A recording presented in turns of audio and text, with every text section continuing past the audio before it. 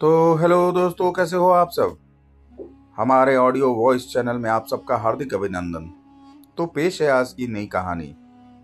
कहानी का शीर्षक है निर्दोष को सजा। जी हाँ दोस्तों, निर्दोष को सजा। बहुत समय पहले हरिशंकर नाम का एक राजा हुआ करता था। उसके 3 पुत्र थे और अपने उन तीनों पुत्रों में से वह किसी एक को राजगद्दी सौंपना चाहता था। पर किसे? राजा ने एक तरकीब निकाली और उसने तीनों पुत्रों को बुलाकर कहा, अगर तुम्हारे सामने कोई अपराधी खड़ा हो तो तुम उसे क्या सजा दोगे? पहले राजकुमार ने कहा कि अपराधी को मौत की सजा दी जाए। तो दूसरे ने कहा अपराधी को काल कोठरी में बंद कर दिया जाए। अब तीसरे राजकुमार की बारी थी।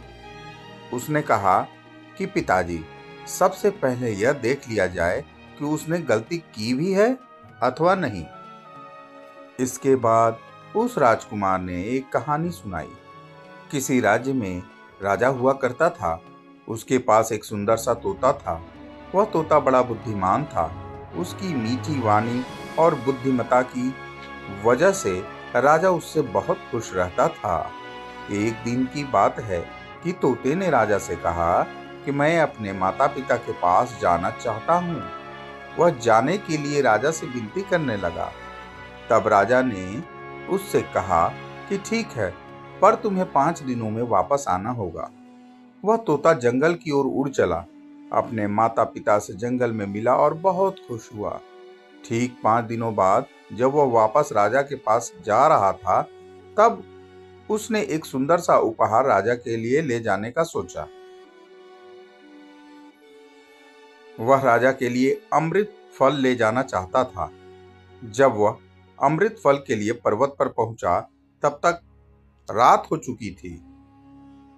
जब वह अमृत फल के लिए पर्वत पर पहुंचा, तब तक रात हो चुकी थी। उसने फल को तोड़ा और रात वहीं गुजारने का सोचा। वह सो रहा था कि तभी एक सांप आया और उस फल को खाना शुरू कर दिया। सांप के जहर से वह फल भी विषाक्त हो चुका था।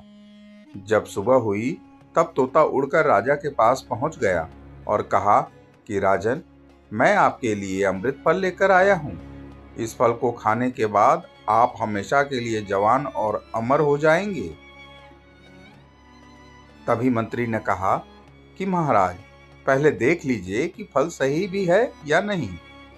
राजा ने मंत्री की बात मानकर उस फल से एक टुकड़ा काटकर कुत्ते को खिलाया। कुत्ता तड़प तड़प कर मर गया। राजा बहुत क्रोधित हुआ और उसने अपनी तलवार से तोते का सिर धड़ से अलग कर दिया। राजा ने वह फल बाहर फेंक दिया। कुछ समय बाद उसी जगह एक पेड़ उगा।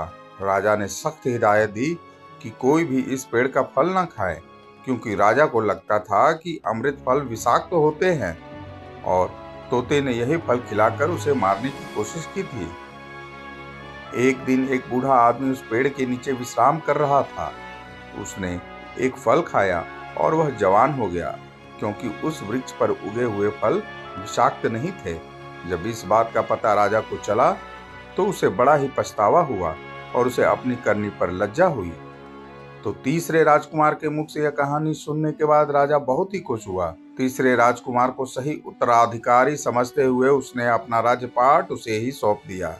तो दोस्तों, इस कहानी से हमें क्या शिक्षा मिलती है? यही कि किसी भी अपराधी को सजा देने से पहले यह देख लेना चाहिए कि उसकी गलती है भी या नहीं। कहीं भूलवश आप किसी निर्दोष को तो सजा नहीं देने जा रहे हैं। निरपराध को कतई सजा नहीं मिलनी चाहिए।